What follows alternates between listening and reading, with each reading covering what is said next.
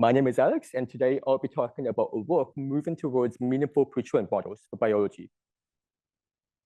If I were to describe in just one word the defining property of the past 2 decades in biology, it would really be scale. We have just gotten so much better at collecting more data faster. And to me, it's just really astounding how the scaling up has happened in parallel across many different fields.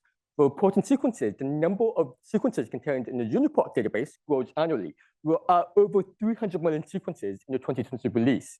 In microscopy, the development of robot-controlled microscopes means that we can collect thousands of images daily. And just recently, the JUMP-CP initiative has released over 100 terabytes of data. And the same is obviously true for genomics and omics data. The UK Biobank now contains 11 petabytes of data, projected to increase to 40 petabytes by 2025. So these big biological data sets are beginning to have a huge impact on artificial intelligence efforts. At least historically, these data sets were collected for citizen biology and reference atlas purposes. But in recent years, advances in deep learning that improve the scale of models mean that researchers are increasingly repurposing these data sets to train massive deep learning models. And so you can see that this is happening across fields. Pre-trained models are emerging across many different domains of biology and medicine.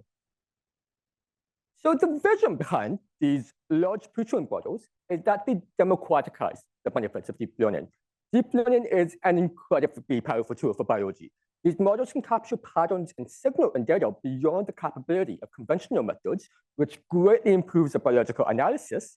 But the main issue is that they are data hungry, meaning that in order to learn these patterns robustly, they're going to need a lot of training data. And unfortunately, this requirement means that deep learning is inaccessible to most biologists. Maybe you're someone who is studying a specialized field, and you only have access to a limited number of training examples. So the idea behind pre-trained models is to try to front-load some of this learning. By pre-training a model on a very large quantity of diverse data, the goal is to initialize the model with a good foundation of knowledge about a modality, or in other words, the ability to recognize universal patterns that will benefit virtually any analysis. So what we do is that we pre-train this model with a very large quantity of data. And after we pre-train this model, we can transfer the knowledge that is learned to biological analysis. And in general, this is done in 2 ways. The first strategy is called fine-tuning, and it specializes the model with only a small amount of additional data. So this setup is very useful. For example, hypothetically, let's say that you are a biologist that is interested in predicting an aspect of protein function, but the assay you're using is really expensive. And at best, maybe you can collect measurements for like 100 sequences. Typically, if you were to go ahead and build a deep learning model off that little data, you would not get a general predictor. But here, because the majority of learning has already been done for you, you might only need to do a little bit of task-specific like learning in order to yield a general predictor. So in other words, even if you're working with a small fine-tuning data set, that might be okay. One benefit of deep learning about a pre-trained model then is that it allows us to fine-tune a smaller data set than would be typically feasible without pre-training. The second strategy is called zero-shot transfer. Here, we're not going to train the model any further, and instead, we're going to rely upon the premise that a pre-trained model is going to capture general biological patterns and data. So what we're going to do is we're going to extract the model's internal representation of data called an embedding. These embeddings are a quantitative series of measurements representing the information that models extract from input data and how it contextualizes that information. And as a quantification of data, the embeddings are versatile and can be applied to diverse analyses. So I really want to make sure that I'm not underselling zero-shot transfer. In my view, zero-shot transfer is really fundamental to questions in biology. This really boils down to the fact that biology often just involves the unknown. Not every single bioinformatics analysis can be reduced to a well-defined prediction problem. Sometimes we will not know for certain every phenotype, every cell type, every function in the universe of a problem. And even if we do have some partial knowledge, we will not want to bias the discovery process. So when you look at the landscape of bioinformatics methods out there, many methods are really designed to provide exploratory hypotheses about data by contextualizing or visualizing patterns in data, not to output firm predictions. There are many, many examples that I could point to. But among the most famous would probably be BLAST, which has been a mainstay of bioinformatics analyses for decades. If you have a protein or a genomic sequence that you've newly sequenced, you can blast it to retrieve similar sequences in other species. And then that's going to lead you to hypotheses about function based upon the annotation present in other species or reasons of conservation in these species. So this is fundamentally an information retrieval task, right? And that is exactly the kind of analysis that an embedding from a zero-shot model can do for them. If you have a protein sequence, you can project it into a high-dimensional embedding space with a protein language model. And retrieving similar sequences is as simple as looking for proteins whose embeddings are similar. But because protein language models project sequences to an embedding space that is sensitive to structure, the advantage here is that approaches that use protein language models like PL and BLAST can identify remote homologs of proteins that show structure even when the sequences are very divergent. Whereas this is more challenging if you were to work with the vanilla BLAST framework. So in general, I hope this explains the vision behind using pre-trained models for biological discovery. By pre-training millions of data points, we hope to attune models to general biologically relevant patterns in data. And this allows us to use models to project potentially noisy raw data to an embedding space where biological signal is more readily accessible, allowing us to visualize, compare, and contextualize data an unprecedented capability. So that brings me to the outline for my talk today. I've spent a good amount of time talking about pre-trained models and the potential for empowering hypothesis discovery. Hopefully, I have convinced you of that vision, because the next thing I'm going to talk about is how we are actually not currently living up to it. I'm going to show you some empirical results across multiple fields about how pre-trained models are actually failing to capture general biological signal when they are deployed zero-shot. And I'm going to chart out what I personally believe is a solution for creating meaningful models. I'm going to show you some work in meaningful pre-training tasks and meaningful inductive biases, and I'm going to set the stage for my trainees who will discuss additional strategies in meaningful data and meaningful constraints. First, to set the stage for the talk, let's look at applications in single-cell biology.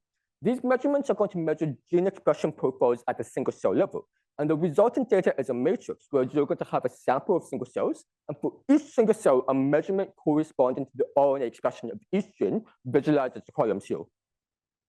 So a common exploratory analysis of this data is to identify cell types and states. Single-cell experiments often contain a heterogeneous mixture of cells. So for example, you may take a biopsy from a tissue, and then you would expect to have a mixture of different cells that carry out different functions in that tissue. A first question you might have then is how many different cell types can be robustly distinguished in a sample? And this is an exploratory analysis that is often addressed through clustering or visualization. So following this really common application space, we asked the question, if you were to use a pre-trained single-cell model, zero-shot, what would our ability to resolve cell types in embedding space look like? Ideally, the pre-trained model should allow us to resolve more subtle cell types than we'll be able to see in raw data alone. And at minimum, it should not worsen our clustering of cell types. So to address this, Kasia Kidzowska, who entered with us this year, collected a wide range of datasets with well-defined cell type annotations. These datasets are diversified in their tissue type, whether cell types are fine-grained or coarse-grained annotated, and whether experiments are collected in single labs with the same technologies or decentralized efforts spanning multiple labs with multiple different technologies. So this reflects multiple possible settings in which experts may want to deploy models to discover cell types. Recently, pre-trained single-cell models have exploded, with half a dozen being proposed in the past year alone. So we took a look at two of the larger and more recent models with public code, GeneFormer and SCGPT, pre-trained on 10 million and 33 million cells respectively. To quantify whether cell types are resolvable in the embedding space of these models, we used the average bioscore. This is the arithmetic mean of 3 clustering metrics, the average solar hill width, normalized mutual information, and adjusted round index. So basically, the higher the score, which is bounded between 0 and 1, the better the clustering of cell types. Each of the shapes I'm showing up here is a different data set, where the dashed blue line shows the average performance across all data sets. So we compared these pre-trained models against a simple strategy of just selecting the 2,000 most highly variable genes in this data set. So you can see that for some data sets, the pre-trained models slightly improve our ability to resolve cell types. The PBMC 12-page data set denoted by the X. But for the majority of the data sets, clustering actually reduces and drops compared to a very simple baseline data curation strategy. And if you were to use a more sophisticated baseline, I'm now showing results from SCVI, which is an unsupervised variational inference method that is a mainstay of single-cell analysis. Unlike the pre-trained models, it consistently beats or matches the strategy using highly variable genes. So what does this mean? The results indicate that pre-trained single-cell models have inconsistent behavior across datasets. And unlike established methods, there is no guarantee that a pre-trained model is actually going to improve your ability to cluster cell types over simple data curation. I want to convince you that this is not an isolated problem. I'm going to next point to work by Francisca Lee, who interned with us last year. Here, Francisca investigated pre-trained protein language models which operate on protein amino acid sequences. We looked at the alignment of the pre-training task with downstream analyses. So to understand this, first understand that modern neural networks are hierarchical and they contain many stacked repeats of encoder blocks. As the model gets deeper and deeper, its embedding of data becomes progressively more nonlinear and complex. So to understand this, for example, think about if you're working with images. The first few layers may only extract basic information like edges or colors. But this information gets reorganized as the model goes deeper and deeper, going from edges to shapes to object-level concepts. So typically, when you transfer a model, you take the embedding from the very end of the model, and then you use that for downstream analysis, under the assumption that it is the most informative high-level concept of proteins. What we did instead is that we benchmarked the performance of analyses using the embeddings at each intermediate layer, not just that of the final layer. The logic behind this is that it could be that the low-level features can still benefit the analysis. But we don't want just that. We want to make sure that the high-level concept of proteins that the pre-training task is developing is aligned with our downstream analyses. So this setup essentially allows us to understand if analysis benefits from the high-level features, not just the low-level features of these models. So here is an example of when the pre-training task and the downstream analysis task are on good alignment. The y-axis is performance on the analysis. The higher it is, the better it is. The x-axis is the depth, and it goes progressively deeper and deeper. Blue is our trained model, and orange is a randomly initialized and untrained model, where the dotted line is just the baseline using the raw sequence alone. So you can see that as the model goes deeper and deeper, the blue line creeps up. Performance steadily increases. But not all analyses behave this way. Here is an analysis that is not well aligned. Here, you can see that the task saturates in performance within the first 3 or 4 layers of the model, suggesting that it only benefits from the low-level features developed by the task. We assessed many kinds of downstream analyses and showed that most of the analyses actually exhibit this early saturation behavior. The scatter plot shows how much the various ESM models improve in performance in the first 4 blocks on the x-axis versus the remainder of the model on the y-axis. Each of the colors is a different analysis task, with the sizes of circles corresponding to various pre-trained model sizes. And you can see that the majority of the analysis tasks are at the bottom of the y-axis, indicating that they have 0 performance, or close to 0 performance past that of the first block. To recap, I showed you across 2 different domains, pre-training does not benefit all analyses and datasets. While this is going to hurt all applications, I think it is especially impactful in the exploratory settings, because in these settings, we may not have a reliable way to measure if our models are successful or not. So remember in our cell type clustering analysis, what we did is that we took some well-established data sets with well-defined cell types, and we pretended that we did not know the labels. This is how we were able to discover that pre-trained single-cell models are not all that sensitive to cell types in this data, right? But in a real-world application, we simply may not know the underlying cell types in the data ahead of time then. So if a pre-trained single-cell model misses these cell types, we may not have any awareness that a different method or like a different analysis could do better. One consequence of this is that it may just be safer for biologists not to use pre-trained models at all. And if so, that's not really great, because it goes against our vision of these models making deep learning democratic. If only biologists who worked on well-characterized problems with prior knowledge to benchmarking can feel confident about using these models, that is not a democratic model. How do we solve this problem? My vision is that we must design more meaningful models. To explain this, let's discuss the pre-training task used to train these models. Remember that the aim of these models is to expose models on a very large quantity of data. This means that there is no guarantee that our pre-training data points is going to be labeled with any external labels, aka about function, about phenotype, or expert annotation.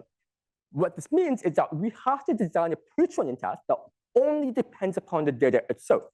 And the design of a pre-training task is actually going to severely influence what it is that the model learns.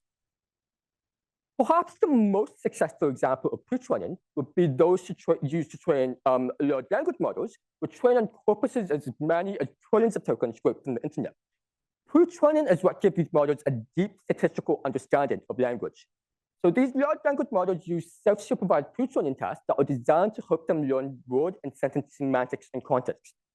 This is an older example of a pre-training task that I have up.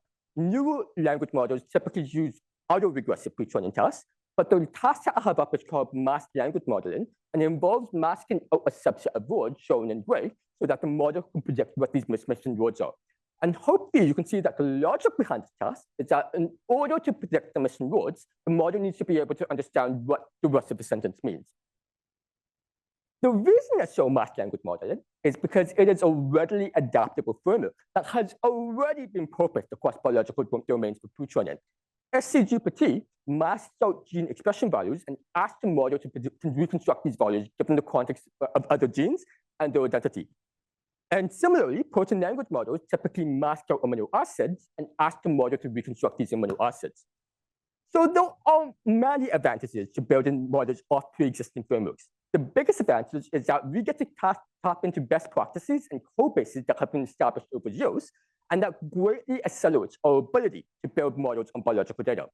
But to me, the biggest disadvantage is that it is not clear what these models are going to learn from this pre-training framework. You can certainly reason about them post-hoc. So for example, for protein language models, if you mask out amino acids in motifs or conserved domains, the models can reconstruct these positions well if it's learned about these conserved elements. But it is unclear to me if this logic is universal across all protein sequences. What if you're working with a sequence that is not well conserved, for example? So in other words, just because a pre-training task is broadly applicable for natural language does not mean that it is similarly general for biology. And we actually have empirical evidence of this. Remember how I showed you that SCGPT is inconsistent at cell type clustering? This plot shows you its ability to predict gene expression values as it has been trained to do during its pre-training through the masked language modeling framework. The x-axis is the real gene expression. SCGPT bends these into 50 equidistant bends. The y-axis is the model prediction. You can see that for the vast majority of genes, SCGPT cannot form a good prediction and predicts the median expression bend. You only start to see some predictive performance when you get to the most highly expressed genes at the far right of a plot. In other words, the masked language modeling framework seems to work very well for housekeeping genes that are constitutively expressed across most cells. But for other genes, at least in this implementation, they are not very well predictable, and it's unclear if a model is going to learn about the variability or like the conditional expression of these genes. Overall, what this means is that core pre-training efforts in biology often take a top-down approach. They start off by adapting pre-training tasks from mainstream computer science domains. These tasks learn models that are useful for some analyses, but not others. And therefore, what we have to do is that we have to perform a sweeping evaluation across different kinds of analyses to understand where it is that we can apply these models or not. This approach is very useful for arguing that models are general. But as we discussed, evaluating performance requires that you have systematic prior knowledge. In places where you don't have this prior knowledge, and our analysis data set is substantially different from the ones you do have this prior knowledge, it can be really difficult for us to feel confident about deploying a model. Instead, I advocate for a ground-up approach for designing pre-training. Here, what we're going to do is that we're going to start with the biological analysis of interest in mind. We're going to think about what kind of information is going to contribute to our understanding of this biology, and we'll invest effort into designing a pre-training task that we feel confident is going to learn this information. And then we'll obviously validate that the signal has been learned robustly. Here, the pre-training task is still going to be self-supervised, and then therefore still going to be able to scale without labels. But the aim is to design more meaningful pre-training, where we understand what exactly the pre-training task learned, and then therefore we're more confident in applying it to cases where we expect the signal to be useful. I'm going to try to make this concrete. To demonstrate this, let's dive into an example of where we built pre-trained models for the purposes of understanding intrinsically disordered regions, or RDOs. RDOs are regions of proteins that lack stable secondary or tertiary structure. This animation that I have up here shows the structure of a protein. The red and the blue parts are the structured regions, and you can see that at either end of a protein are the RDOs that are kind of waving around like floppy pool noodles. They don't carry forward into a structure, and they're all flexible in conformation. This lack of structure helps RDOs carry out many key functions. Some of them are involved in protein-protein interaction. They're flexible so they can adapt the shape to manage multiple interaction partners. Others are involved in signaling and regulation. They have a lot of exposed surface area for binding interfaces. Still others are involved in localization, phase separation, and many other functions that I have not listed. One general characteristic of RDOs is that they evolve rapidly. You are looking at the primary amino acid sequence for a protein in an RDO in the protein C50 across 20 different yeast species. The sequences have been learned, so anywhere where the amino acid identity is the same is colored in blue. So you can see that while the structured regions, SAM and RA, that flank the RDO are very highly conserved, very little of the RDO itself is conserved. And the conservation is so low that if you were to randomly scramble the sequences, the actual conservation is only slightly above that. This lack of conservation at the sequence level means that RDOs are difficult to analyze. Remember how I introduced BLAST at the start of the talk. With classic methods, if you have a protein sequence that you don't know the function of, you would search for proteins that have a similar amino acid sequence, and then that lets you make some inferences about its function, right? That strategy does not work for RDOs on a global level. And as a result, RDOs are poorly characterized at a systematic level. There was even this review paper that calls them the dark horse of the dark proteome, because even though they are so important, we know so little about them. RDOs are actually very abundant in the proteome. About 40% of eukaryotic residues are disordered. This means that on one hand, the data requirement for pre-training is satisfied. Even if we were just to pre-train an RDOs exclusively, we would have a very large quantity of data for pre-training. But on the other hand, because of the lack of prior knowledge, empirically validating that our methods are useful for predicting RDO function is really tough. Most computational efforts focus upon predicting if the sequences are disordered, not what the function of these sequences are. The reason boils down to a lack of available systematic knowledge. For some individual RDOs, we know a lot about the function. For most functions, we do not know many RDOs that carry out that function. And for the very few functions that we do, data tends to be biased and unrepresentative. These labels are often correlated through systematic literature reviews or high-throughput experiments that focus upon a single organism in a single environmental condition. So hopefully, you can see that I think RDOs are just a brilliant test case, like the perfect laboratory for hypothesis discovery for pre-trained models. Given this constraint that we don't have a lot of knowledge to validate our models with, can we still use pre-trained models to discover hypotheses about RDOs? Here's what our approach is going to be. We're going to design a pre-training task that is rooted in biological principle, and then that is going to give us control over what pre-training is going to teach the model. In this case, we're going to explore principles of evolution, and specifically the idea that function is going to diverge slower than sequence. As proteins evolve from a shared common ancestor, the sequences are going to diverge, accumulating mutations. But these proteins are still going to have to largely retain the molecular functions. Mutations that drastically disrupt function are going to get selected out. So as a consequence, we can view evolution as a natural form of data augmentation. It changes sequences without changing the underlying meaning, the function, at least over reasonable evolutionary distances. This principle is going to allow us to create sets of sequences with evolutionary conserved functions, but different sequence identities. And importantly, we can do this even if we don't know what the function of the protein is. We know that these sets of sequences likely show function, but not always what these functions are going to be. For this to be a scalable pre-training task, we need a way to create these sets of homologous sequences unsupervised. And fortunately for us, there are decades of established practices in evolutionary proteomics for inferring homologs that we can tap into here. The first principle is that proteins that show sequence identity are likely to be homologs. Unfortunately, we can't do this with RDO sequences directly because they diverge too rapidly for this principle to be successful at identifying homologous sequences.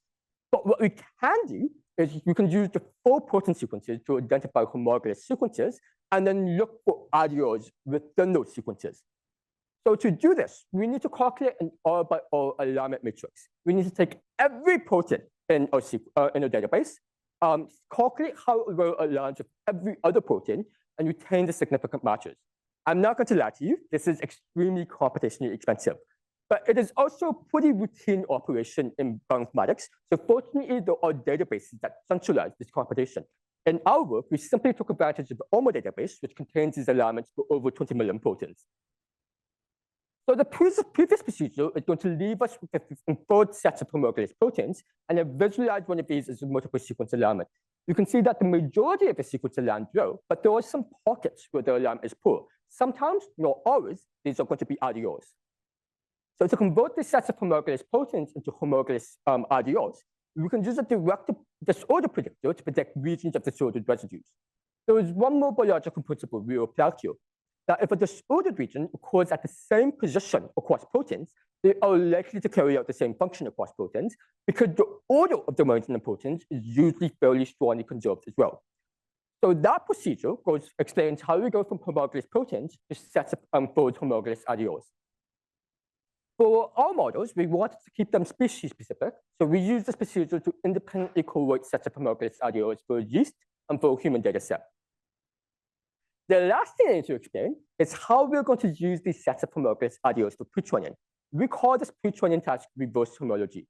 At the top, these are the amino acid sequence for a set of homologous RDOs. We're going to take some of these sequences and then show that to a model in the form of the query set that you see here.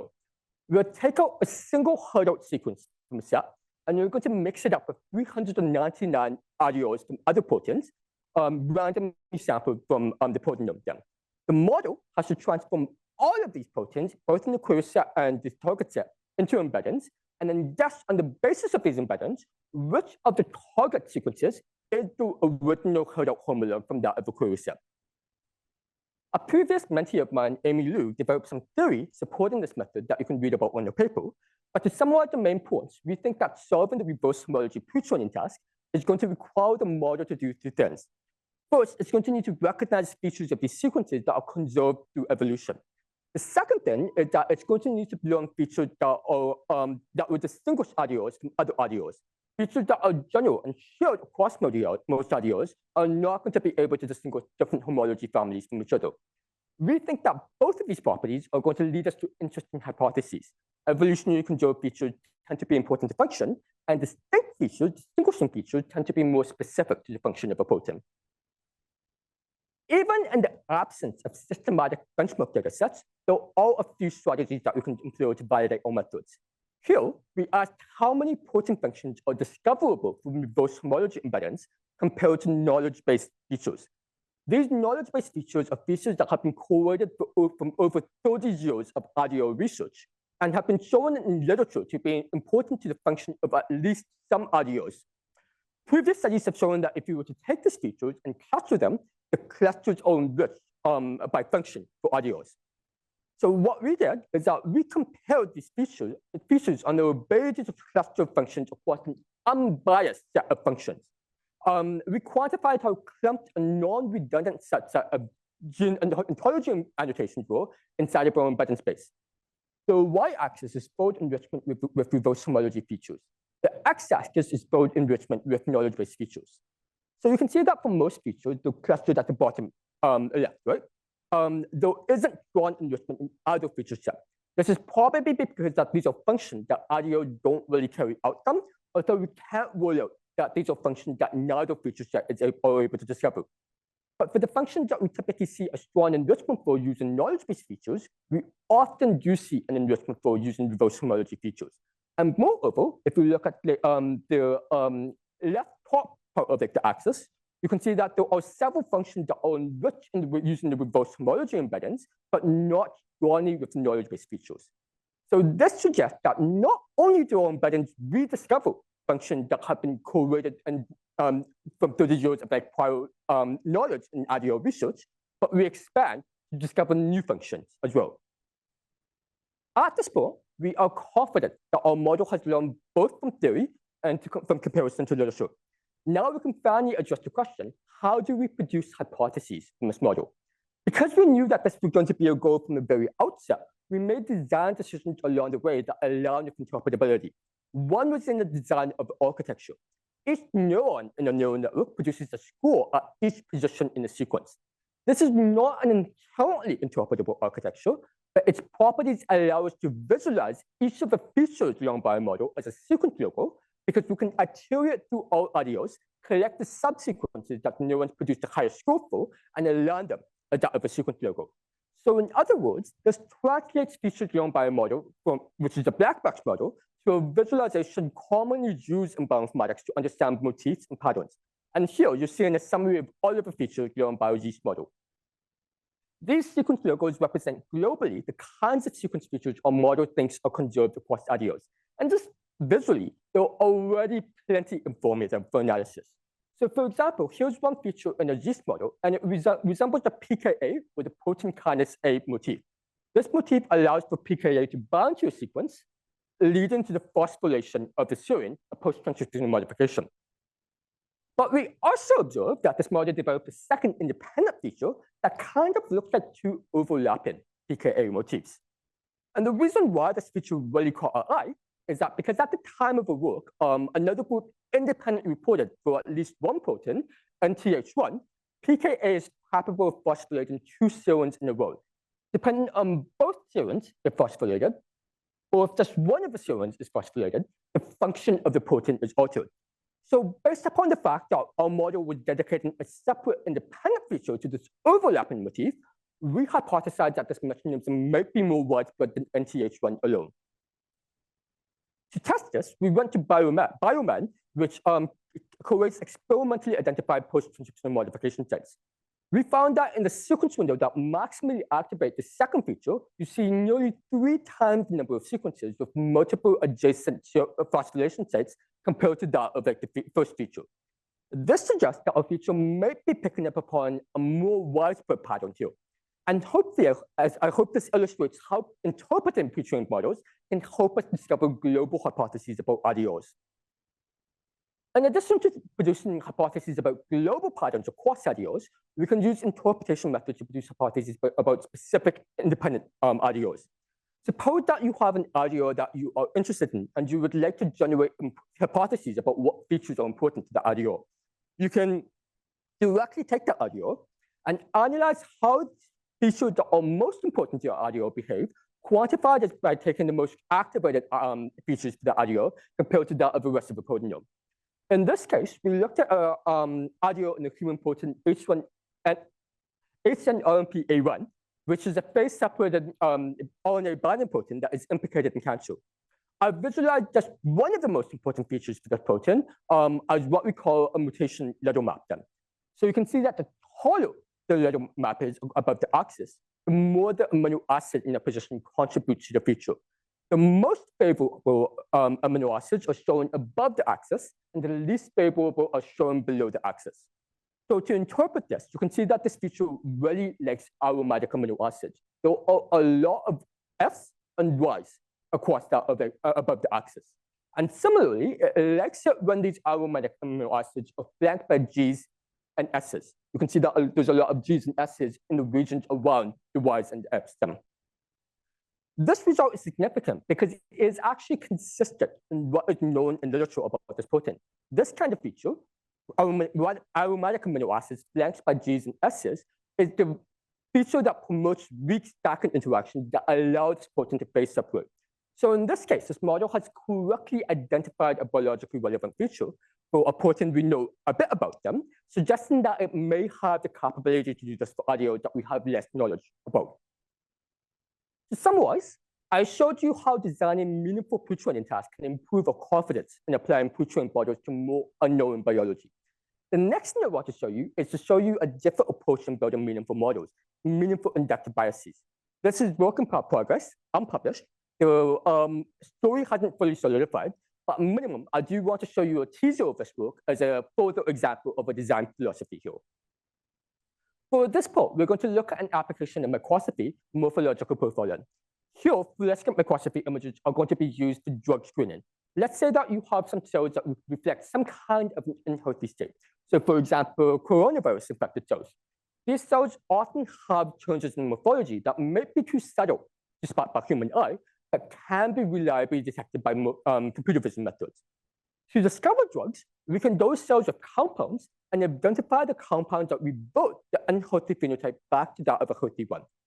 These screens often involve massive libraries of as many as hundreds of thousands of compounds. So computational methods are instrumental here for scaling the analyses of these databases. This is also a multimodal problem, right? We have the images, but we also have information about what chemical compound the cells in the images were treated with. A lot of biological problems are multimodal, not just morphological profiling, but multi-omics data, pathology images where you have clinical notes, the list really goes on.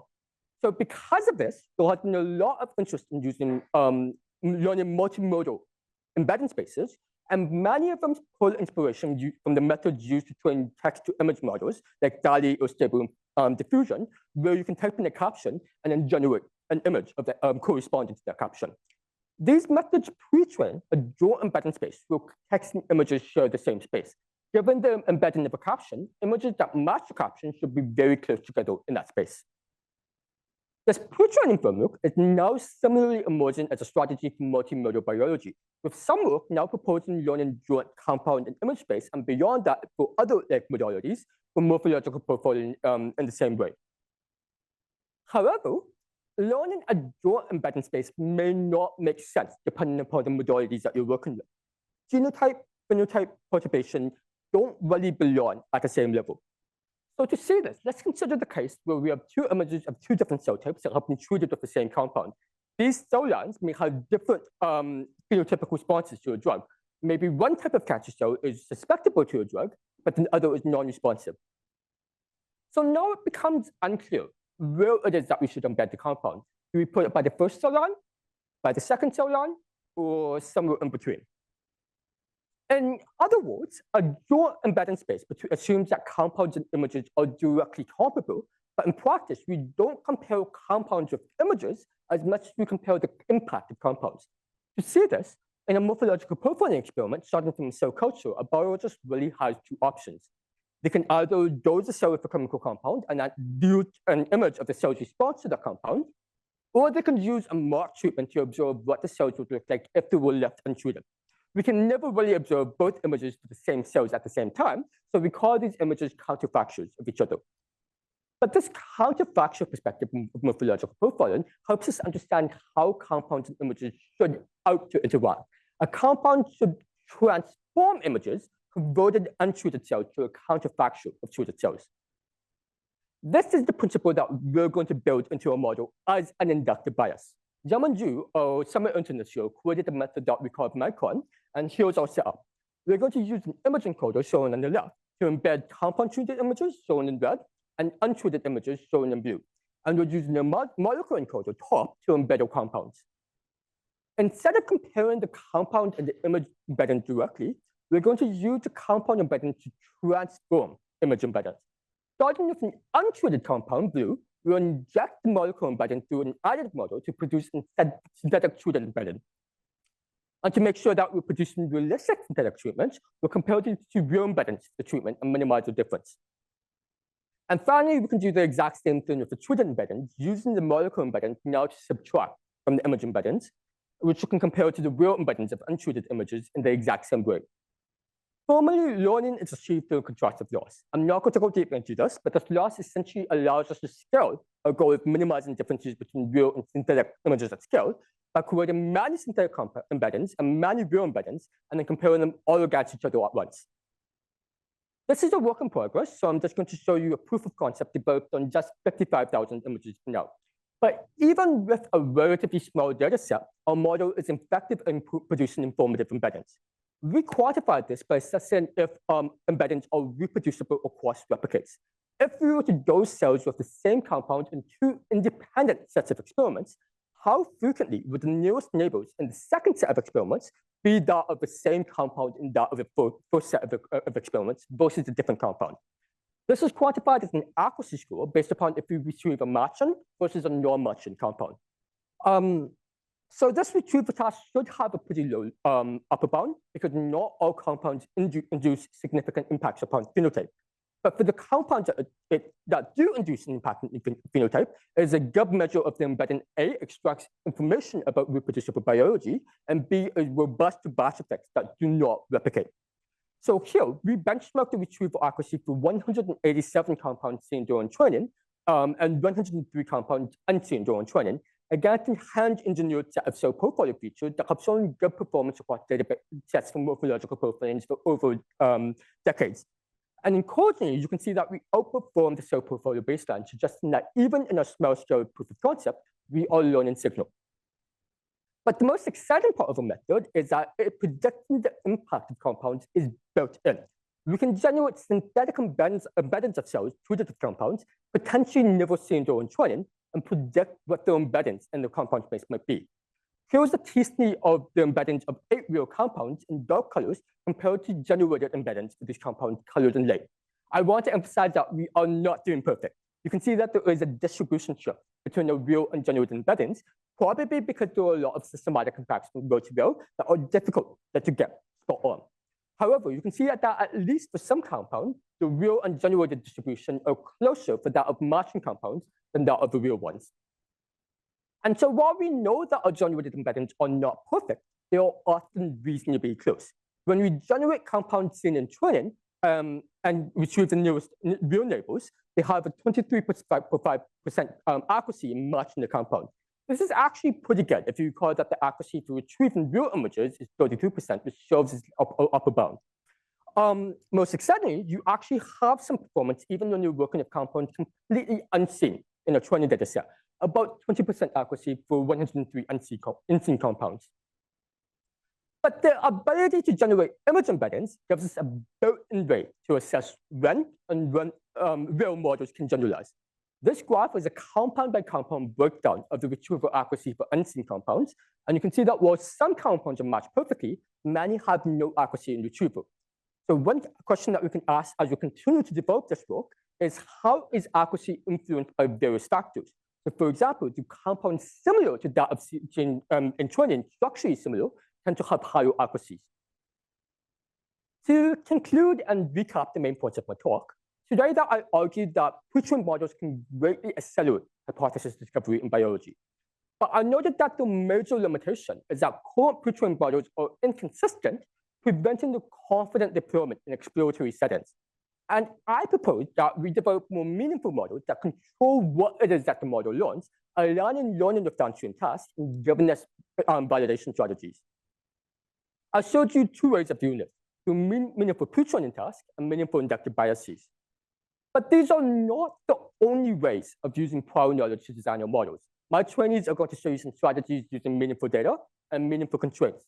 The impression that I hope you get from all of these talks together in synthesis is that developing meaningful models is modular and a spectrum with a no one-size-fits-all strategy. So for example, I showed you that meaningful pre-training tasks can be used if you have some prior knowledge about the overall or general signal that a model should learn. But sometimes we are not going to have this. But we may know, for example, what kind of information that a model should not learn. And Alex Len is going to show you some strategies of imposing these meaningful constraints. In other words, the strategies help us incorporate prior knowledge in different ways and at different stages of model development and design. And multiple strategies can be used at once.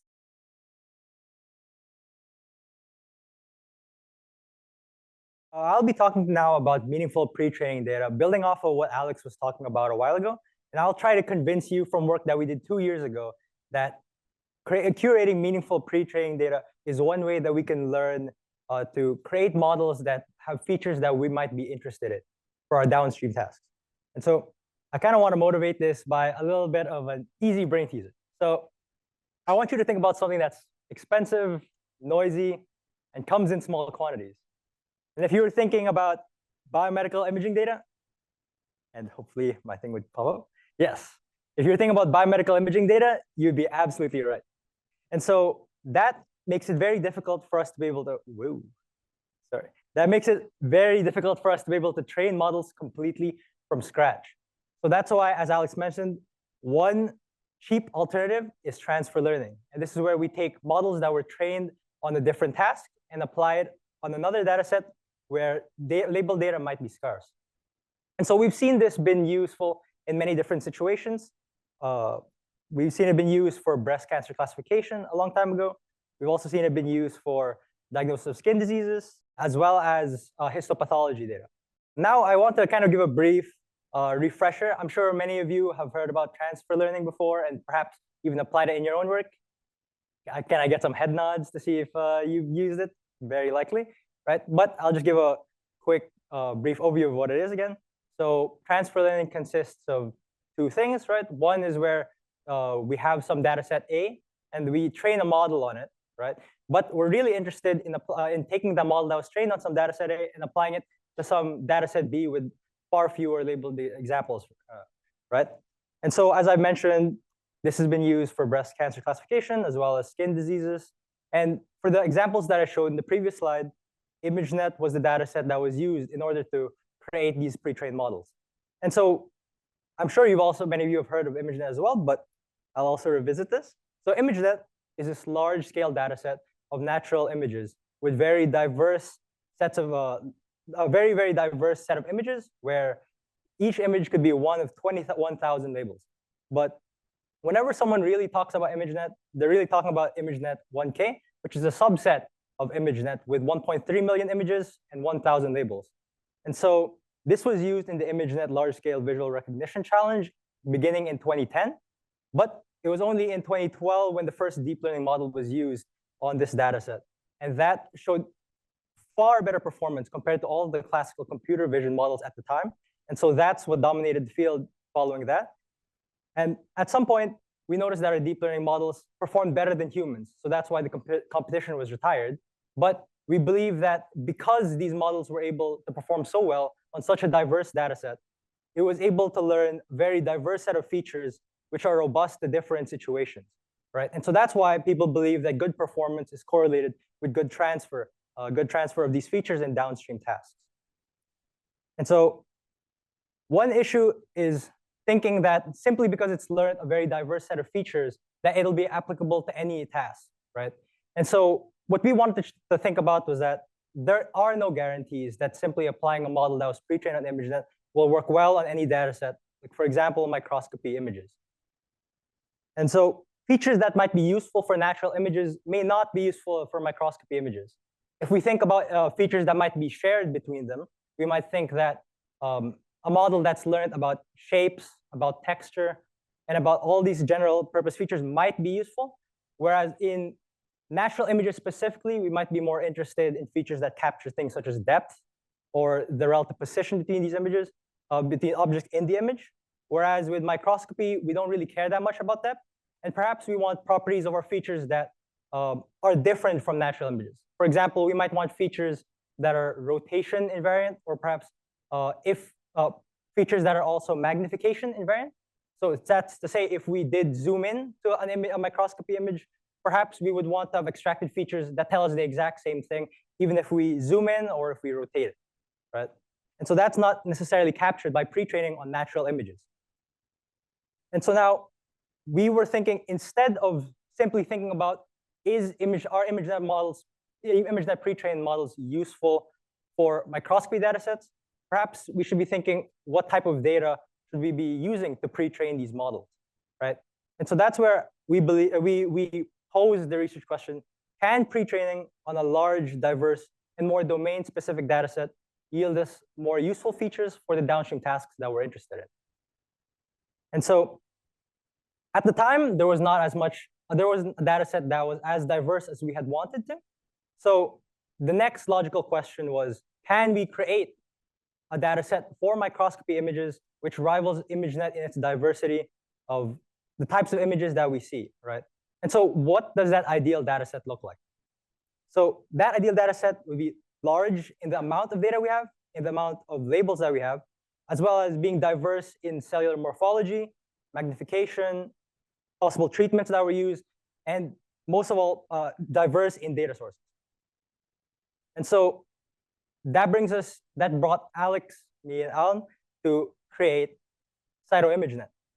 And so doing an apples-to-apples comparison, CytoImageNet is a large data set with 890,000 images and 894 classes. And these come from images from 40 publicly available microscopy datasets.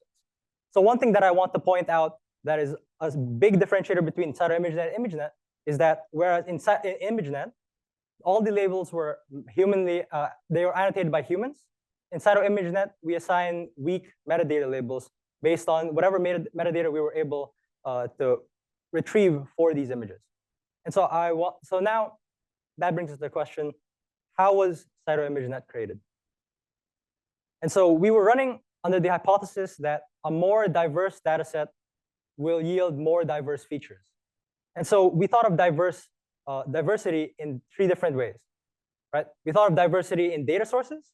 And so we sought to get images that were from very different databases and very different experimental setups, right? We thought of diversity in terms of the types of microscopy that we use, as well as, and as I mentioned, we use diverse experimental setups. So what we end up with is a data set with a great number of organisms that are present, many different types of stained proteins, cell lines, phenotypes, genes that were specifically knocked out, siRNA, and so on, right? And so we believe that having such a diverse data set and exposing our model to this, we'll be able to create a model that's able to extract features that are generalizable to all these different diverse use cases. And so what's one big difficulty with this? Microscopy imaging data is very messy. And so a lack of standardization between these data sets makes combining a lot of these diverse data sets a lot more of a difficult task. And so we see lack of standardization in many different formats. Right? We see a lack of standardization in how we download the data, right? How the image directories are structured, how the multi-channels, if the data set has multiple channels that was stained for, how is it stored? In some cases, if they have 3 channels, they combine it and make it seem like an RGB image, whereas in other data sets, they might have these microscopy channels as separate images altogether. Different image formats, some being public and some being even proprietary. And then the way the metadata is also stored is very different. And some don't even have metadata files at all. So one unique challenge that I did want to highlight that really shows the difference between natural images and microscopy images is that microscopy data can have any number of channels. So whereas in natural images, we have 3 channels, one for red, green, and blue. In microscopy images, each of these channels stand for distinct and different types of proteins, right? And so we can have microscopy data sets with however many number of channels as we're interested in, right? So how do we standardize data with this many different number of channels? So in order to do that, we opted for a more simple approach and tried collapsing all of these channels into one grayscale image. So now we have a data set full of grayscale images. And we did that by first normalizing the pixel intensities within each channel. And then we just simply averaged over all of these channels to create one grayscale image for these multi-channel images. OK, so now I kind of want to highlight some strategies that we employed in order to learn diverse features in our pre-training task. And so these were design decisions that we made on our data set in order to influence our perception of what useful features we might be able to learn downstream, right? And so I'll be mentioning this in the context of what are issues or differences between natural images and microscopy images, and then like the design choice that we made. And so for one example, compared to ImageNet, it's very difficult to assign microscopy images only one label. On the image on the left is an image of a dog, or a boxer dog specifically. But on the right, there's many different ways that we can describe this image, right? We can say that it's an image of human cells, specifically HUVEC, right? We can mention what proteins were stained, what was the phenotype that was observed, and what compound was used to treat it, right? But we're not so much interested in one of these particular things, but we're more interested in being able to train a model that's able to generate features that can help us understand multiple aspects of our data without honing in on one specific part of this metadata, right? And so in order to do that, we designed a weakly supervised pre-training task, which predicts one of the metadata labels that are present here, right? And so for this image, we just randomly, we chose labels that try to maximize diversity in terms of how many data sources are present, right? As well as diversity like within class. So in this case, this image was assigned a label of HUVEC, right? Whereas maybe another similar image might have been assigned perhaps the phenotype, right? And so that's the way that we were initially thinking about how we were going to create just the weakly supervised pre-training task. And so one other issue that we faced was that our data set is large, but severely imbalanced, right? So one of the our smallest data set that we collected had less than 1,000 images, whereas the largest data set that we collected or that we got had over 150,000 images. Right? So this imbalance in data source tended to go into how we got into the classes that were assigned, right? And so if you look, for example, for the images that were labeled HUVEC, I colored them based on those with similar metadata, let's say, and those, let's say that for this specific label, we see a lot of images that come from the same data source that are, like, say, in orange, right? So the next thing is, how can we promote class diversity if we have such an imbalanced data set? So our approach is that we downsample the data set, stratifying by unique metadata as much as possible. And so the result would be having a class with images from as many different data sources in as many different experimental setups as much as possible. And so this greatly reduced our initial data set size of 2.7 million images to 400,000 images. But we believe in the process, it created classes that were a lot more diverse and a lot more difficult to tell apart. Okay, so one of the hypotheses that we had for microscopy, useful microscopy features, is that they were invariant to the magnification that you chose, right? And so how do we promote learning of features that are robust to varying magnification? And so we did this by artificially increasing the diversity of image resolutions by sampling image patches of different sizes within our data set. So if we take an image from any one of these classes, let's say, we separate it into panels of 4 quadrants, and then we choose a scaling factor. We randomly choose a scaling factor in the power of 2, and we apply that to each of these crops, essentially. So after that, we normalize these crops. We normalize the pixel intensities with respect to these crops, and then we choose whether or not to add 1 to 4 of these patches back to the data set. And so by doing so, we artificially increase the size of our data set from 400,000 to 894,000. One thing I want to note, and is important too for my for what I've shown about the pre-training task, but what's important is that when we were creating this data set, we weren't interested in using this data set as a benchmarking data set compared to ImageNet, for example. We were more so interested in trying to create a data set with which we can use for just a pre-training task, right? So learn features that would be useful for downstream microscopy tasks. And so now that leads us back to the same issue. Classes still remain imbalanced by source data set. Here's a glimpse of how many images came from a specific database in the existing Cyto ImageNet data set. And so you can see a large proportion of our data comes from these large recursion data sets. And then we see that there's a large number that come from other places, but still significantly from recursion. And the big issue is that a lot of our labels come from one data set, right? So over half of them come from one data set. So how can we avoid the trivial solution of simply separating these labels by data set? And so initially, we tried to explore that by creating UMaps of a subset of our classes to see how well these classes were already being separated by data set. And so what you can see here at the left are images, are a lot of these like small clusters with images from the exact same label, right? And so we thought that was problematic. But fortunately, it looks like as a result of increasing diversity in resolution, because of our patch-based upsampling, we see that a lot of these clusters start to disappear, right?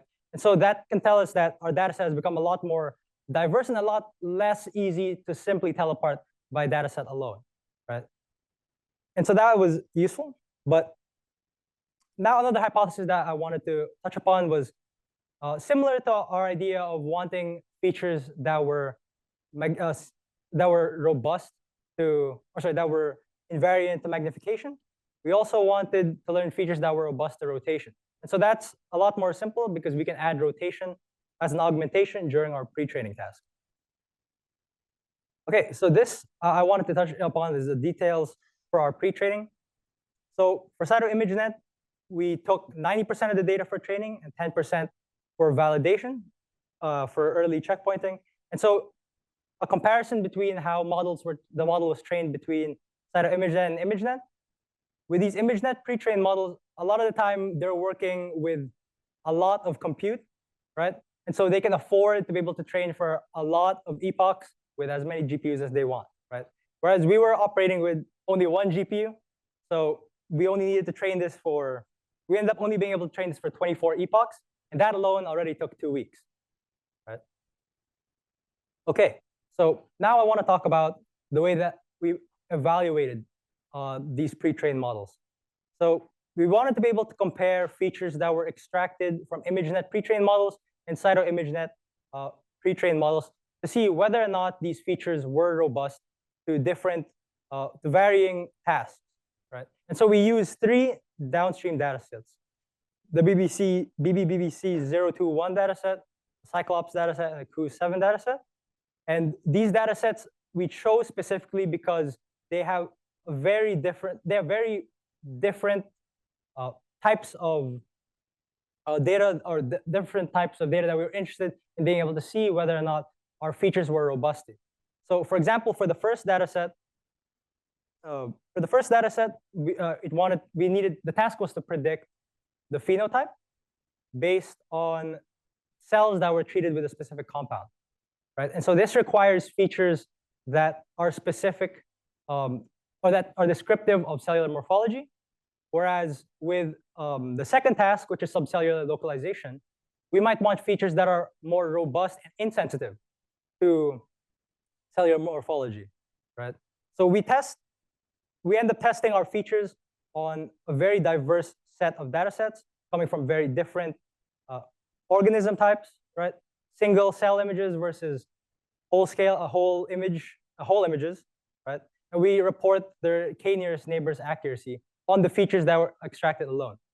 So one thing I want to drive home here is that all these downstream data sets were not included in pre-training, right? Neither were they used for fine-tuning. We simply extracted features for all of the data in these data sets and then used k-nearest neighbors on the test sets of these data sets. Okay, so now that leads us back to our research question. Can pre-training on a large, diverse, and domain-specific data set yield us more useful features for downstream microscopy tasks?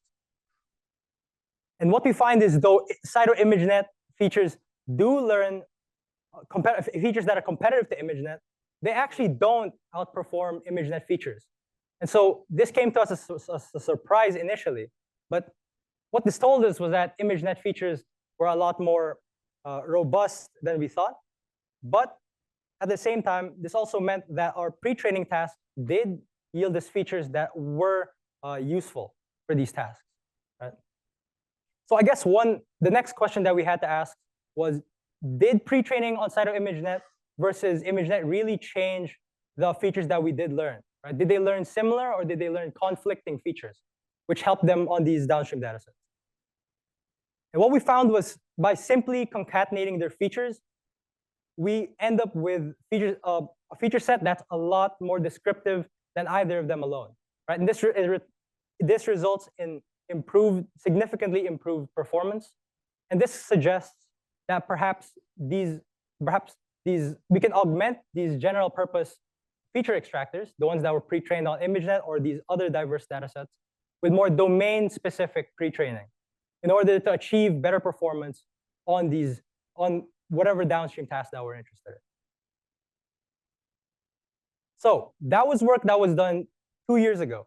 But what has changed in the past 2 years? And what can this work tell us about more current, more recent pre-trained models? Right? So in the past 2 years, we've seen a lot of methods that were very successful pre-training on domain-specific data.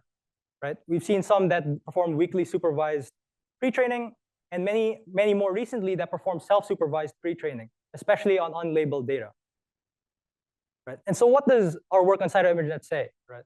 It says that it suggests that perhaps these domain-specific pre-trained models can be further augmented by combining them with these general-purpose pre-trained models. And so more recent work has shown that domain-specific pre-training, beginning from general-purpose pre-trained features, can actually improve in-domain performance and fine-tuning on out-of-distribution data sets. And so one key difference between what they did and what we did is while we simply just concatenated the features that were learned by these two models, the work by Google, they actually performed in-domain pre-training, self-supervised pre-training after initializing from these general-purpose features, as you can see here, and then they do fine-tuning after. And so this is where I kind of want to leave or end the talk with, and that's that perhaps, although we've seen a lot of usefulness in being able to train on these domain-specific data sets in recent years, perhaps there might be value gained from being able to combine them with a lot of these general-purpose feature extractors that we're gaining from other mainstream CS data sets. So I'm Alex. I'm a PhD student at Harvard. And I'm going to be talking about some work that I did with Alex Liu when I was an intern with him, basically on how we try to develop a method to correct for batch effects within deep learning models.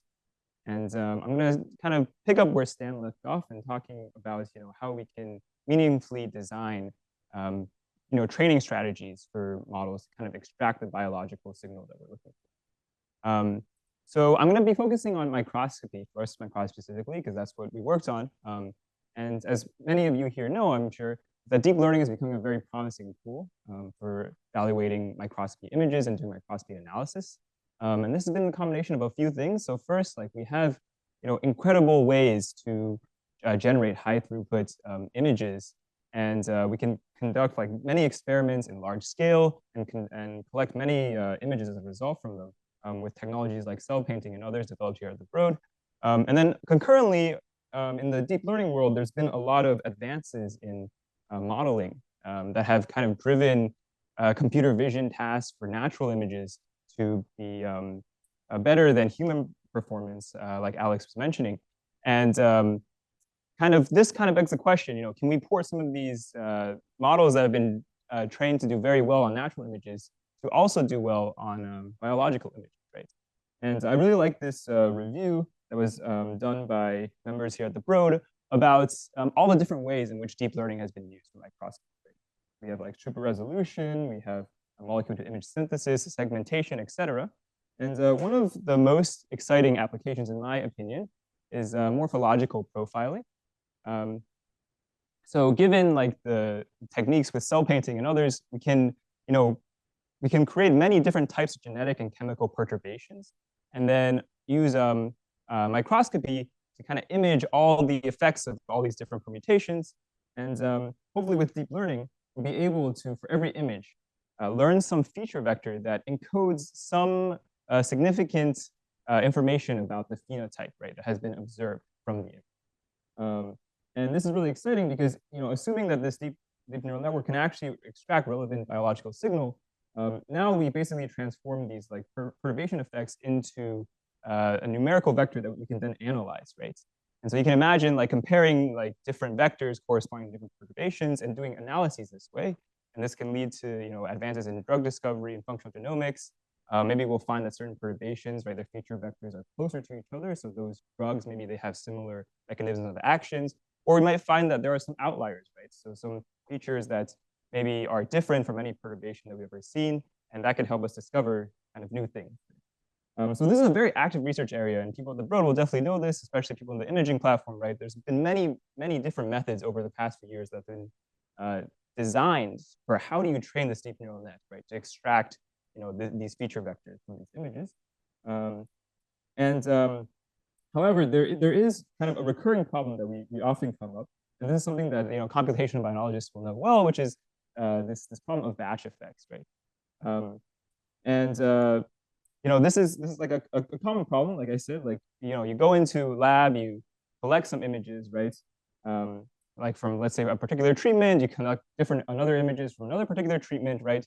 But the problem is that when you were collecting those data points, there was a particular like temperature, right? There's a particular humidity. You were using a specific instrument, right? And then let's say you go back to lab the next day and you want to kind of collect the same type of data, but you might find that the temperature has changed, the humidity has changed, and like someone stole your favorite microscope, so you have to use like something else, right?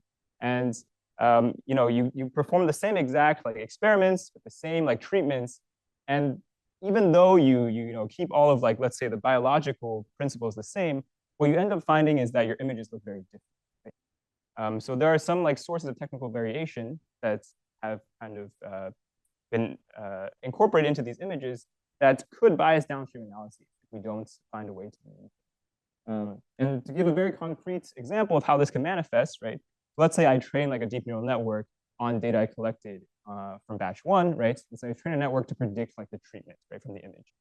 And then I want to test my network on images collected from another batch. So this is like real data, real images, and real results from the recursion args1 microscopy datasets. What they find is that in training you can kind of achieve 100% accuracy. You can classify these treatments very well. And if you were to validate the model on an independent set of images collected on day 1 for batch 1, you get like 40% accuracy, right? So that's like the generalization ability. But then if you were to evaluate on a different batch, then you see like a significant drop in performance, right? So there's like this gap of 10% here that is due to the fact that you have to deal with the fact that these data points were collected from different batches. So that's one way that it might manifest, right? Your accuracies or whatever, they might not be so good.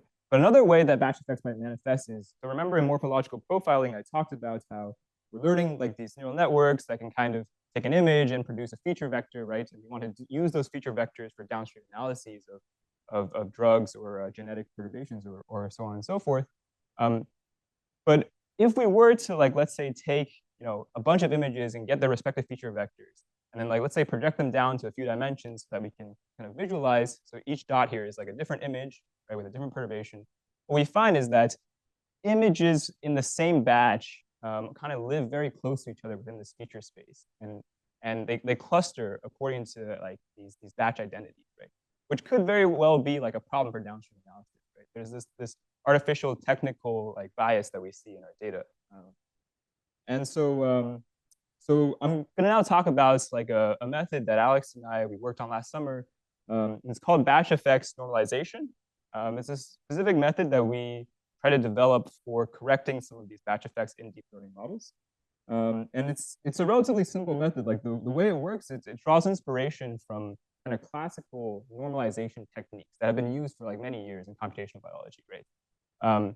So this idea that, okay, so I have like, kind of two different data sets, they're from different distributions, but what if I just like do some sort of standardization, right? So like I can take the mean and the variance, and I can use those to standardize my various data sets to try to align, right, those statistics so that I can get rid of batch effects. So, again, this has been used a lot because it's simple, it's intuitive. But what has also been shown in various settings is that for deep learning models, they don't seem to work that well. And I think intuitively, the reason being that these normalization techniques, they are kind of like a first crack at how we can kind of align two different distributions of data, right? They're only going to affect like pre and post processing, and they're really only targeting like, let's say, specific statistics, right? Like mean and variance and so on. And so just because you align the mean and the variance of two data sets, it doesn't mean that the two data sets are the same, right? Or they have the same distribution, right? There can be other like higher order factors, right, that are not taken into account, right? And so the kind of the crux of the idea behind our method, BEN or batch effects normalization, is that we are going to apply normalization at many different layers of a neural net. The nice thing about this is that it's simple and it requires like minimal changes to existing pipelines.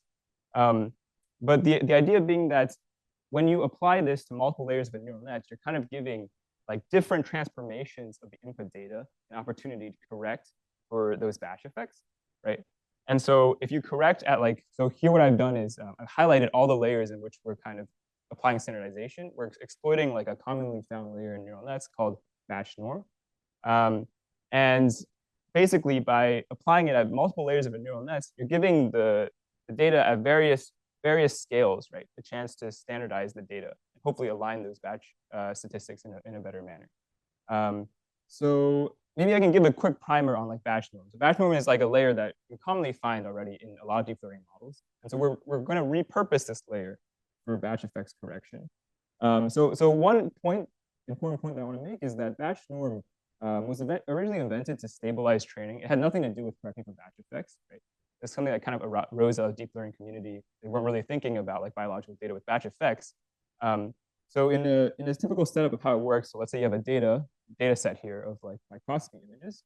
What you would do is, you randomly sample a training batch.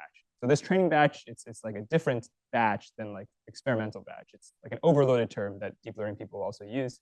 It basically just means this is a subset of data that I'm going to feed to a neural network at a particular training iteration. And so what happens is I take this data, I feed it to my neural nets, and then within each batch norm layer, so within like the red boxes that I've highlighted there, what ends up happening is basically standardization, right? So you take your data points and you standardize by mean and also the standard deviation, and then you get an output, right? And so like I said, the original motivation for this was to equalize the features, the different features along the dimensions. And it had nothing to do with batch effect correction. What we noticed is like there is kind of one simple tweak you can make to this picture. So to repurpose these batch norm layers for batch effects correction. And that's simply that when you train your neural nets, instead of sampling randomly, what if you sample like exclusively from one experimental batch? So you align like what it means for a training batch, like in deep learning, with an experimental batch in biology, right? So then what ends up happening is that when you apply the standardization in these batch norm layers, right, your means and standard deviations, they kind of absorb the statistics having to do with your experimental batch. And then you can kind of standardize out those statistics when you do the normalization. So this picture kind of paints a rosy picture, right? Like you probably won't eliminate all batch effects by just applying this normalization once, right? That's why classical standardization techniques don't work. But the fact that you do this at every layer kind of makes it so that you're standardizing over and over and over again and giving your network a chance to correct at many different layers. So that's like the basic crux of the idea. And so, and this is just basically showing that at the next iteration, you would sample exclusively from a different batch. So like, let's say the blue batch here. And so you would be able to kind of standardize out the effects of the blue batch. So you do this during training. And so this is the crux of the idea. And so there's really only like 3 like simple steps involved. One is that during training, which I've already shown you, you sample exclusively from experimental batch when constructing your deep learning batch. And then secondly, during inference, so when you test the model, so what people typically do is they feed like one input in at a time, right? So we say don't do that. Instead, you want to do basically what you did during training, right? You want to take an entire experimental batch and feed it into the model. And this will allow you to use the batch norm to kind of do exactly what you did during training, which is you standardize by the batch statistics as opposed to like some global statistics that summarize the whole data set. So this way you can kind of remove batch effects from new batches during inference as well. So that's like the core idea. And then I just wanted to share some results. So we basically tried to apply this method. We tried to validate this method in many different settings. So in supervised learning and unsupervised learning and transfer learning settings. and trying to see like, does this actually improve performance of neural networks trained for microscopy? So the data set we worked with is called RxRx1 wilds. So it's developed by Recursion, and wilds is like a subsampling recursion just to make it more computationally tractable. But overall, there's like 125,000 microscopy images collected over 204 like different plates. So you can think of each plate as a batch. That's what we treated. And each image, right? So there's an example here. It contains like cells from a particular cell line exposed to one of 1,000 or so genetic treatments, siRNA treatments. So these are treatments that target mRNA to try to degrade it after transcription, to try to prevent translation. And then the task here that the data set proposes is to take images and try to predict like the treatment. So there are a few things that make this task difficult. So the first is that there's a large number of classes, right? So there's 1,000 or so classes. So if you were to randomly like choose a class, you would get like less than 1% accuracy. And then secondly, there are different cell lines, right? So the model has to be able to integrate across different cell lines to perform well. And then finally, like the way that they split their training and evaluation is that you have to train on different plates that you use for evaluation, right? So they're entire new batches of data that you don't see. So you can't just latch on to batch effects to perform well. And in fact, to do well on this task, you have to be able to overcome batch effects, right? You have to be able to generalize to new batches. Yeah, so in the symbol classification task, basically what we showed, so if you train a standard like ResNet on this data set, you get like 30% accuracy. So with just applying like our technique, you get a bump by 10% to 40% accuracy. And this is like on par with some of the best reported numbers for this data set. And one thing I want to highlight is that what we like about our method is that it's very simple, right? So it's really just about rearranging the way that you kind of assemble training batches during model training. So there's no need to, like, for example, create a separate network or to heavily use data augmentation to kind of correct for batch effects. And then we did a few ablation studies to kind of just show that like certain factors are important for maintaining good performance. So the first is showing that, you know, if you don't use like a large enough batch, right? If you don't take a large enough like batch for experimental batch during training or during evaluation, right? You get like noisy estimates of your batch statistics, so then your performance drops. So it's important to have like a large enough batch to feed into your model during evaluation. The second thing is also to show that it's important to correctly define what is a batch. So you can imagine like, okay, I have like plates of images, but maybe I also collected certain plates on like the same day, right? So maybe I assume like maybe all the plates I collected on the same day are like one batch, right?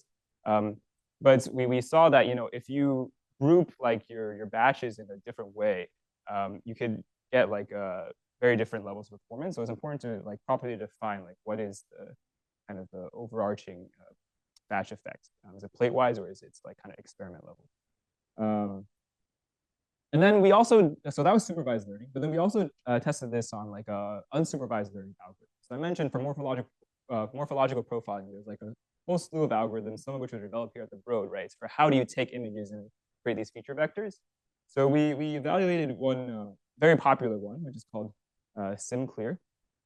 So here's a schematic of basically what SimClear is. And the specific details aren't that important, but basically the high level idea is that it learns representations that are invariant to like you augmenting the image. So like rotating it or propping it and so on, right? So you can think of it as just, so there's some algorithm that kind of gives you this feature extractor.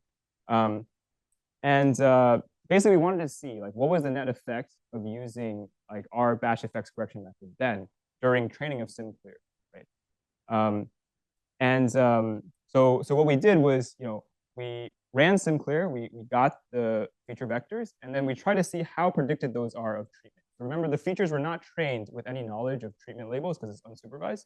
So we want to see like how predictive are they of treatment you know, using a linear classifier.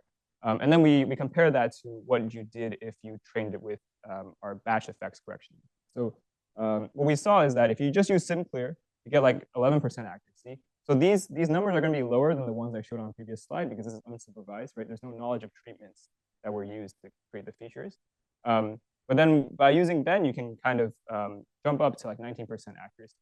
And then we also kind of repeated this with a newly developed unsupervised learning algorithm that we thought would be better than SimClear, specifically adapted to microscopy images. We call it multi-instance contrastive learning, or MinClear. Again, the details are not super important, but basically it's like a different, you think of it as a different unsupervised learning algorithm that is specifically adapted to this setting of microscopy images. We showed that MinClear has some baseline performance of like 13%, and then when you apply Ben to it, you again like close to double its accuracy. So this was like all encouraging that like we're doing something good, it seems, like with our batch effects correction method. But let's like what we did also is we did a further analysis where we took a closer look at kind of these feature spaces, right, and what we were learning, and basically looking at like those feature spaces projected in 2 dimensions. We saw that like the standard versions of these methods, you can see that the batch effects are very prominent because you have like clusters of images based on the batches. But then with Ben, you're able to kind of smooth some of these out. Yeah, you see a more evenly dispersion among the different batches. And then one other thing I want to mention is that so with batch effects correction methods, one common I guess one common thing that we worry about is that maybe they correct for too much sometimes, right?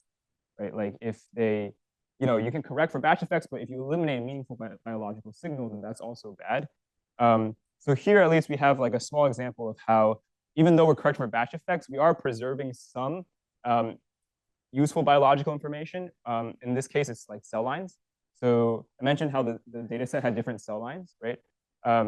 So what we saw is, if you look at like the with Ben plot, right, it would the representations, they would be merged together for batches of the same cell line, but for different cell lines, like those distances would still be preserved. So there's still some like biological information that's preserved, and I think it's important to like make sure we validate this way to make sure that we don't kill off all useful signal when we use batch effects correction, right? I was talking to Shantan yesterday, who was saying that, yeah, the best batch correction method is one that kind of replaces everything with all zeros, right? Because then you kind of equalize everything, right? But that also kills a lot of signals. Cool. So, and then finally, we also validated this on transfer learning. So this is something very similar to the kind of the setup that Stanley was describing earlier, where we train on one data set and we try to evaluate on different data sets. So we trained on RxRx1, the recurring data set, and we evaluate on data set developed here at the Broad BBC021 mechanism of action classification. And we see kind of similar trends. So, with kind of your standard transfer learning setup, you get a certain percentage, and then you get a boost by using our batch effects correction method. And this is like comparable to some of the better methods that or better numbers that we see from like other data sets transferring in. And then a final thing that I thought was interesting is that, so for this data set, there's like a well-established batch effects correction method, which is typical variation normalization that a lot of people use. And it's like these methods, other methods here, they also use. And so just kind of exploring, right, what is the effect of typical variation normalization on our method? So we saw that, comparing the red to the red, right, if you apply typical variation normalization to like a method, to a model trained without Ben, then you get a slight boost in performance. But when you apply it to a model with Ben, you see no change in performance. And then we also have other settings where we validate kind of the same thing. And so overall, this trend seems to suggest that Ben is kind of subsuming some of these techniques that have been used in typical variation normalization. Like it's kind of doing kind of similar things. Because like when you apply them on top, it doesn't seem like there's any added benefits. And that kind of makes sense because both of these like are kind of rooted in standardization to some extent. Cool, and so let me just summarize real quick. So we introduced batch effects normalization as a method to help deep learning models correct for batch effects. So we're gonna highlight that it's very simple, it's very easy to implement. It's just about how you rearrange data when you train these models. And we show that it's applicable to several types of deep learning and that it led to some performance gains on microscopy data sets. In terms of future work and limitations, I think there are many interesting avenues potentially. So I really like this figure here. This is done by Juan Casido here at the Broad, basically showing that you have, batch effects are not just limited to like, this plate has one effect, another plate has another effect, right? Like there are more like nuanced effects. So if you look, for example, in plate 2, you'll notice that on the edges, there are some batch effects, right? The wells on the edges have certain batch effects different from like the ones in the center. So this is something that our method currently like cannot deal with, right? So like, how do you correct for, some of these more nuanced batch effects that occur, for example, within a plate? There's also like computational, I guess, challenges that I think would need to be addressed. So one is that like, I showed you a ablation study earlier where the method kind of performs worse if you don't have like a large like batch size at inference time, right? To be able to calculate those test statistics. So that definitely requires a lot of memory to be able to feed that into the model at once. So maybe there are ways to kind of reduce that. And then from a statistical perspective, like there will be times when we collect batches of data that just don't have a lot of data points in it, right? So again, like there will be some maybe estimation error in like those batch statistics that we're using at every layer of our neural net to standardize data. So how can we like still assure good performance even when that happens? I think that's also